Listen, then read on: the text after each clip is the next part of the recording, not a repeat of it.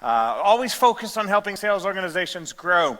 And a lot of emphasis in the last 2 decades has been on sort of the technological evolution of the sales world, ways in which we can be more efficient, or to be faster, or to be wider, or to find new audiences and new growth. I want to talk to you about an equally important technology, but one that answers a slightly different question, which is, how can we be great?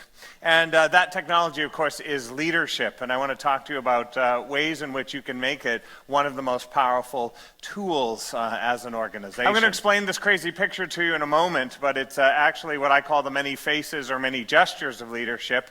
Those of you who follow me on social media know that I get a wonderful opportunity to travel the world, and in many of the places I go, I just sit for an extra day and take pictures of people in life, and they seem to find their ways into my programs. And this is a photo actually a series of photos that seem to just fit into this particular topic. So I'm going to talk to you about the advantages of leadership and sort of relate them to some gestures of this Italian man that I watched for 2 hours in a piazza in Florence. We'll talk about that more in just a second here. So there are lots of different things going on in this video, and they give us an opportunity to think of how leadership is both magnetic and attention-grabbing, how it starts with the littlest gestures and creates momentum. And at the end, what did you all do? I saw some foot tapping and some smiles, but what did we all do at the end of just 3 minutes of leadership?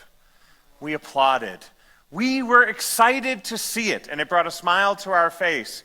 These moments are all around us every day. And if they're not, we need to make it our job to create them as leaders in our neighborhoods. What is leadership, though? You know, we throw this term around all the time. We're always saying we need more leadership, we need better leadership, we're waiting for leadership. But what does it really mean?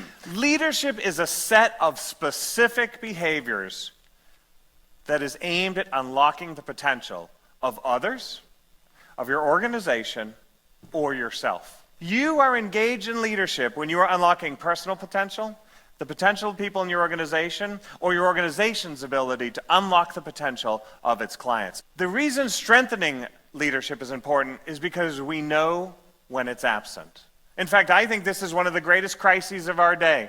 I think whether it is personally, in our families, in our communities, in our regions, our countries, globally, the greatest challenge we face in the world today is lack of leadership. But when it's missing, it's evident that nothing else will fill the gap. Every day you touch that door handle to your office. Are you going in to do tasks? Are you going in to clear your inbox? Are you going in to troubleshoot things? Or are you going through that door to create a leadership moment? Most importantly, though, it's about behavior, not character. You don't have to be born a leader. You can become a leader. You don't have to have some sort of leadership gene. You can practice these behaviors and emerge as a stronger leader every day. Best of all, it's really not copyable. You're either leading or you're not. Now, that's not the same of other things. You can have a new website, and so can someone else. You can have a new web app or mobile tool, and so can someone else. You can have 10 new agents, and so can someone else. All of those things can be copied, but either you're leading and someone else is as well, or they're not. Every great change starts with a leadership moment, a decision. Because what happens is we get on the sort of merry-go-round and it becomes a blur. We are just going so fast, doing tasks and activities and going from meeting to meeting, that we often just can't jump off. We can't stand still.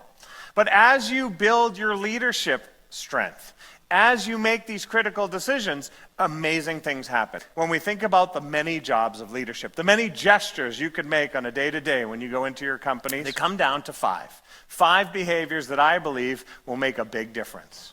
Set and maintain your priorities as an organization. Allocate resources to opportunities. Say no and do it with a smile. Beef up your curiosity. And last but not least, perpetuate the good.